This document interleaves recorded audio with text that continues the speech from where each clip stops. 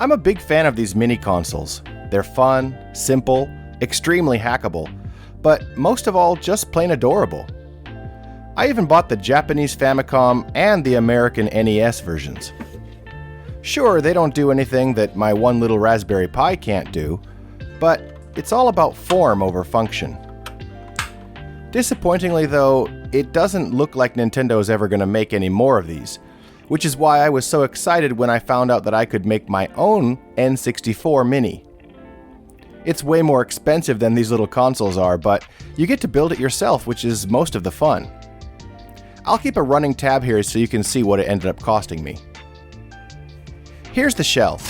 It's called 64 Pi and it's made by Retroflag, who makes all kinds of cool Raspberry Pi cases, charging cradles, controllers, and other cool retro game accessories. Next you'll need the guts, which is just a Raspberry Pi 5.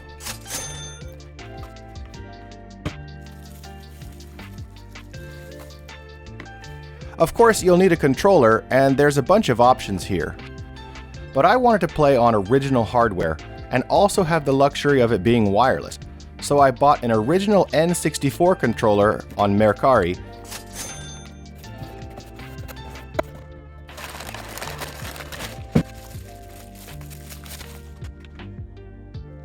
and this awesome Bluetooth conversion kit made by 8BitDo. Time to get tinkering.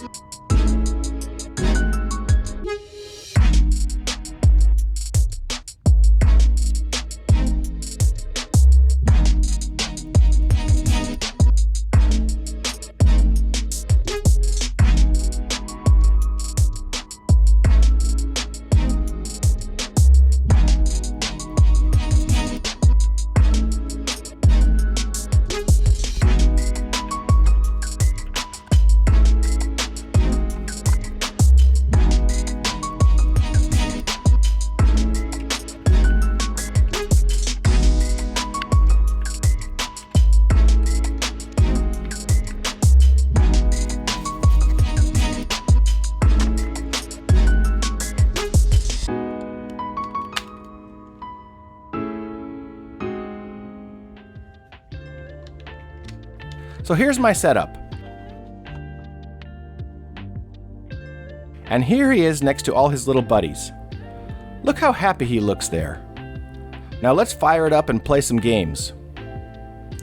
When the N64 came out, I was in middle school and I never had one, but one of my friends did, and we played 4 games all the time: Gauntlet, Blast Corps, Star Wars Shadow of the Empire, and Mario 64.